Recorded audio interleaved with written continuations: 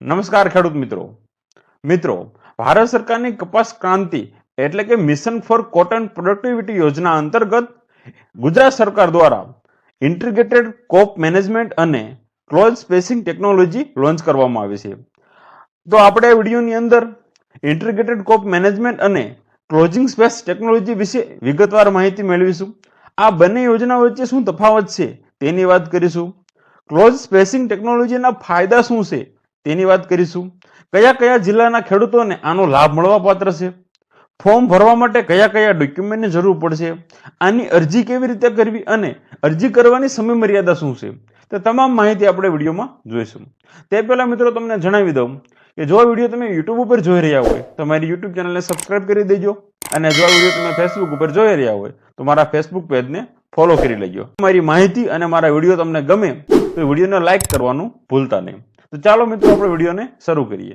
મિત્રો સૌપ્રથમ આપણે બે યોજનાના નામ જોઈ લઈએ. તો સરકારે બે યોજના લોન્ચ કરી છે, જેમાં પહેલી યોજના છે ઇન્ટિગ્રેટેડ ક્રોપ મેનેજમેન્ટ, જ્યારે બીજી યોજના છે ક્લોઝ સ્પેસિંગ ટેકનોલોજી, જેને ઇંગ્લિશમાં CST કહેવામાં આવે છે.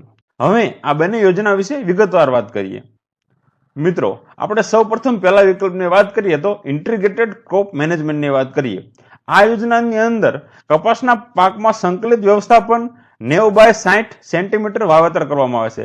એટલે કે જે તમે કપાસનું વાવેતર કરો છો એ 9x60 સેન્ટીમીટર કરવાનું હોય છે. મિત્રો સહાયની વાત કરીએ તો ખાતા દીઠ વધુમાં વધુ 2 હેક્ટરની મર્યાદામાં 14,000 સુધીની ઇનપુટ સહાય મળે. એટલે કે તમારે મેક્સિમમ 2 હેક્ટર સુધી જ તમને સહાય મળે. તમારે જમીન ભલે ગમે એટલી હોય, 2 હેક્ટરની મર્યાદામાં સહાય મળવા પાત્ર છે. મિત્રો હવે વિકલ્પ 2 ની વાત કરીએ, ક્લોઝ સ્પેસિંગ ટેકનોલોજી, જેને આપણે ઇંગ્લિશમાં CST કહીએ છીએ. આ યોજનાની અંદર કપાને સાંકળમાં એટલે કે સાંકડા ગાળે એટલે કે નજીક વાવવામાં આવે છે, અને તેનો ગાળો છે 90x30 સેન્ટીમીટર. પહેલામાં 90x60 હતો, આમાં 90x30 ની ગાળીએ કપાસ વાવવાની વાત છે.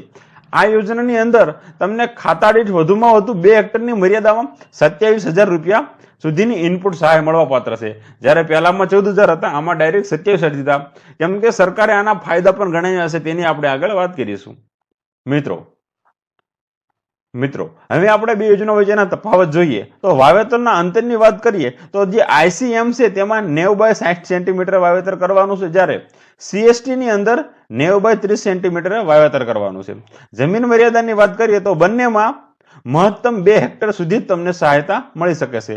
અને મહત્તમ સહાયની વાત કરીએ તો ICM માં 14,000 ની સહાય, જ્યારે CST માં એનાથી ડબલ એટલે કે 27,000 ની સહાય આપવામાં આવે છે. મિત્રો હવે સૌથી અગત્યની વાત કરીએ, CST એટલે કે ક્લોઝ સ્પેસિંગ ટેકનોલોજીમાં કેમ 27,000 રૂપિયા સહાય આપવામાં આવે છે? કેમ કે સરકાર ઈચ્છે છે કે કપાસમાં સાંકળના અંતરે વાવેતરને પ્રોત્સાહન આપે છે. કેમ કે CST ની અંદર ઝાઝા રોપાનું વાવેતર થાય છે. પ્રતિ હેક્ટર વધુ છોડની સંખ્યા થકી ઉત્પાદનમાં જંગીય વધારો થાય છે. કેમ કે તમે નજીક કપાસને વાવશો તો તમે વધુ છોડ વાવશો, અને વધુ છોડ વાવશો તો તમારું ઉત્પાદન વધુ થશે. આધુનિક ખેતી પદ્ધતિનો સીધો લાભ ખેડૂતને મળે, તેટલા માટે CST માં 27,000 ની એટલે કે ICM કરતા ડબલ સહાય ચૂકવવામાં આવશે. મિત્રો હવે આપણે જોઈશું કે કયા કયા જિલ્લાના ખેડૂતોને આનો લાભ મળવા પાત્ર છે. તો ગુજરાતના કુલ 21 જિલ્લાના ખેડૂતોને આનો લાભ મળવા પાત્ર છે, જેના નામ આપણે નીચે જોઈએ. રાજકોટ, જામનગર, છોટાઉદેપુર, ગીર સોમનાથ, અમરેલી, સુરેન્દ્રનગર, ભાવનગર, બોટાદ, ભરૂચ, અમદાવાદ, વડોદરા, કચ્છ, સાબરકાંઠા, નર્મદા, મહેસાણા, બનાસકાંઠા, અરવલ્લી, ગાંધીનગર, મોરબી, જુનાગઢ અને પાટણ. આ ગુજરાતના જે 21 જિલ્લા છે ત્યાંના ખેડૂતોને જ આ યોજનાનો લાભ મળવા પાત્ર છે.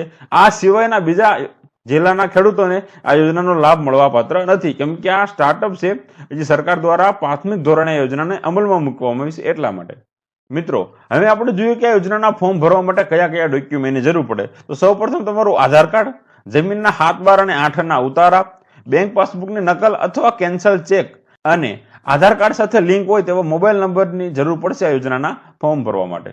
મિત્રો હવે સૌથી અગત્યનું કે આની અરજી કેવી રીતે કરવી. મિત્રો આની અરજી આ ખેડૂત પર તમારે ફરજિયાત ઓનલાઈન કરવાની છે, ક્યાંય ઓફલાઈન અરજી કરવાની નથી.